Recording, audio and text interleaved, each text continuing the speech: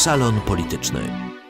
Renata Witman i nasz gość Mieczysław Rynkus, sygnatariusz Aktu Niepodległości Litwy, były dyrektor Departamentu Bezpieczeństwa Państwa i były ambasador Litwy w Gruzji i w Hiszpanii. Dzień dobry, labas rytas. Labas rytas. Ministras Linkevičius sako, kad Rusijos cinizmas griauna Europos saugumo pamatus. Teisus ministras? Galbūt jis galėtų išplėtoti tą savo mintį, bet maždaug aišku, tie susitarimai, kurie yra buvę ankstesni, Rusija aišku jų nepaiso ir atitinkamai tenka peržiūrėti visiems savo planus.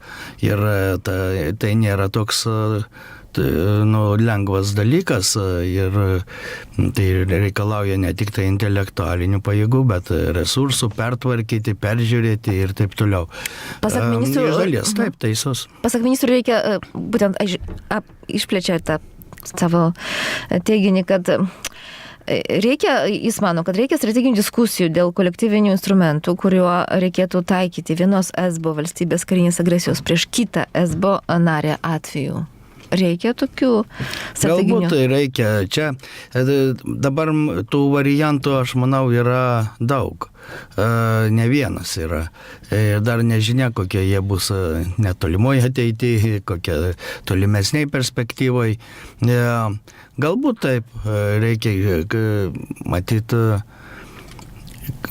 apibendrintai, generalizuojančią tokią linkmę einant, matyt, ir jungiant tokias kompleksais, galbūt jau yra praeitas etapas.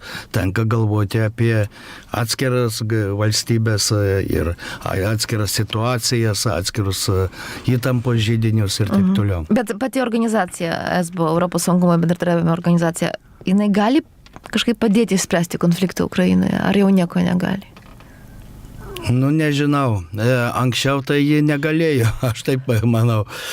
Matyt, reikalingos jau reformos ir ten.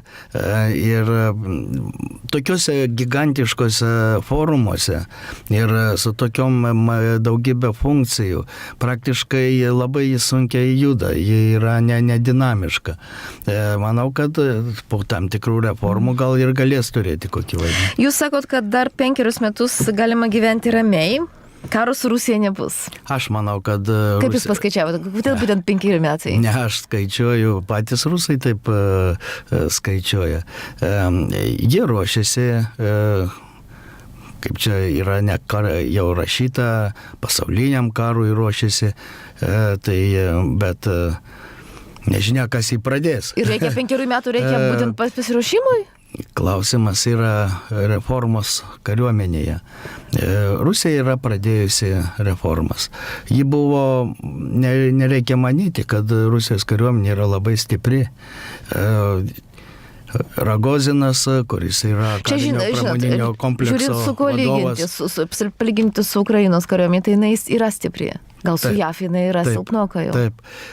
Todėl aš manau, kad Rusija, kuri dabar tik tai keli metai tai yra pradėjusi rimtas reformas savo kariniam pramoniniam komplekse ir kuris apima daugybę sričių ir daugybę resursų ir daugybę projektų, pradėti viską praktiškai netgi teoriškai nebūtų įmanoma joks konfliktas su NATO valstybė.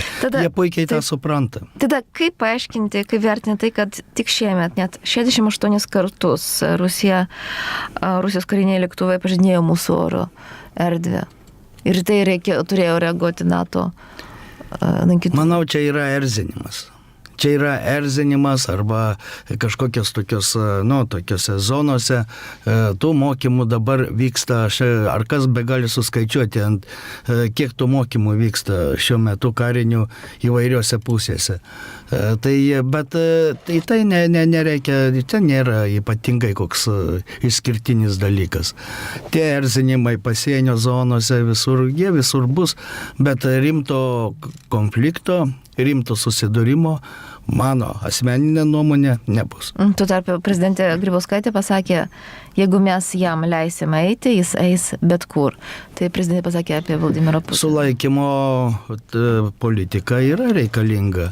Ir paprastai būna tokiu atveju ir istorijoje, mes žinom, jeigu praktiškai neegzistuoja sulaikymo kokia nors ir nėra stabdžių, tai gali ir būti visko, gali visko ir atsitikti. Bet tikimybė šiuo atveju, aš manau, nėra didelė. Kad ir kokios būtų, sakykime, kaip čia daug kas įvardina, paranojiškos, idiotiškos ir taip toliau, čia idėjos, mintis ir taip toliau sklistų, ar iš Kremliaus, ar iš kur nors, bet ar iš aplinkos, kuri ten pastoviai ideologiją tą kuria,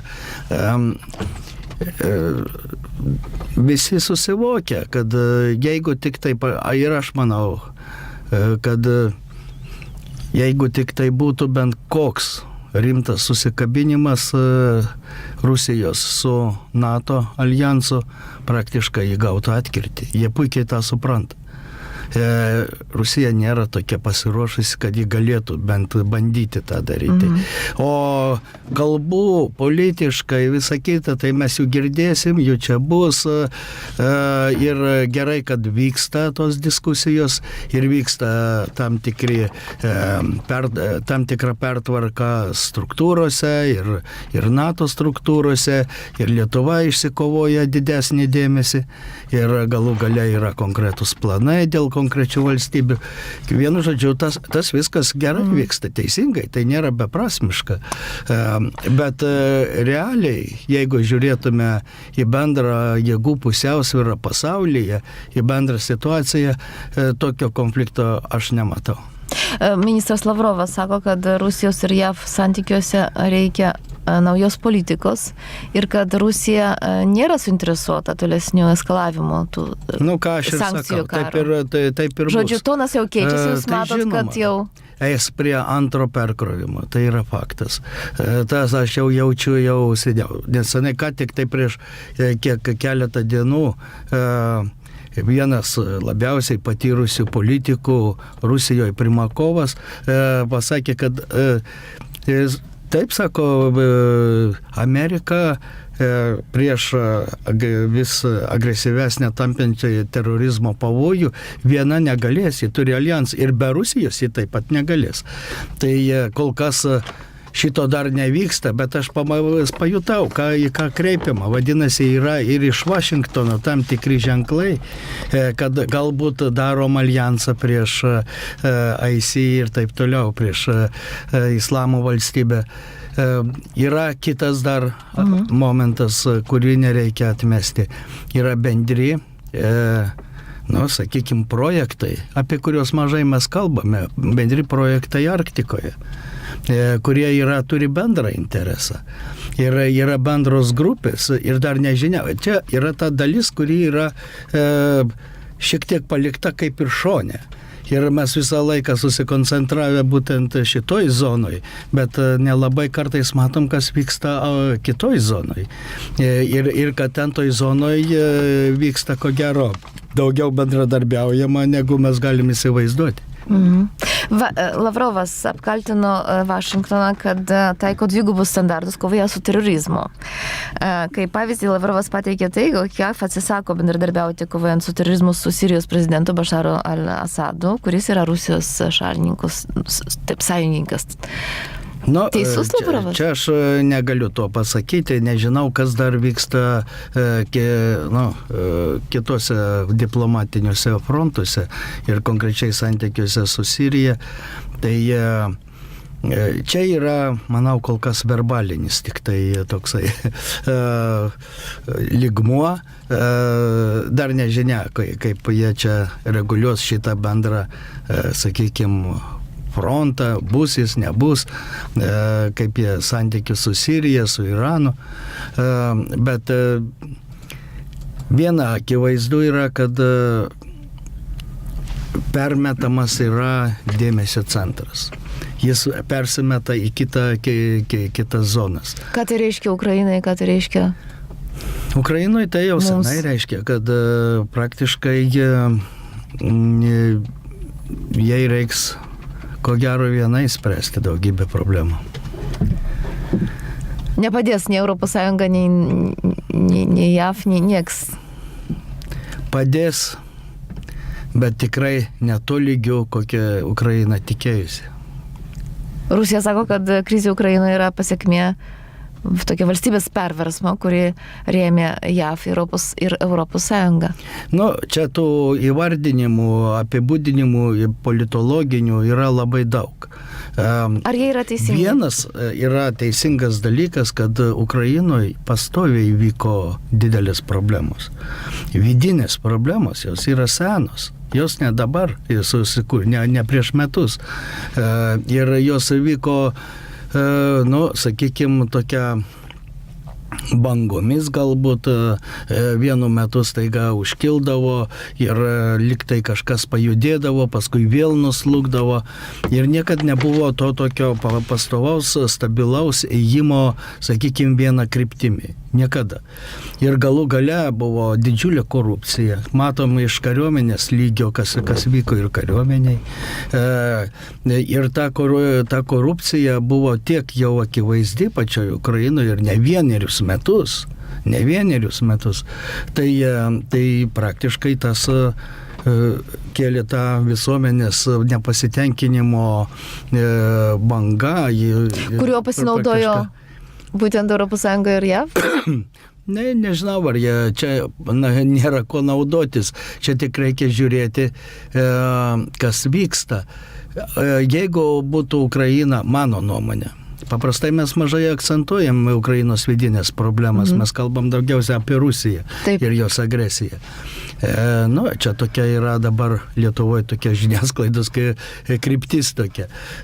Bet vis dėlto reikia atkreipti dėmesį ir kas viduje per ne vienus metus vyko. Ir žiūrėti kaip jie gali dar patys reformuotis iš vidaus, su kokiais resursais, su kokiams žmonėmis ir taip toliau. Matyt, čia ta socialinė situacija ir ekonominė situacija, kuri yra, ji brendo gana ne vienerius metus.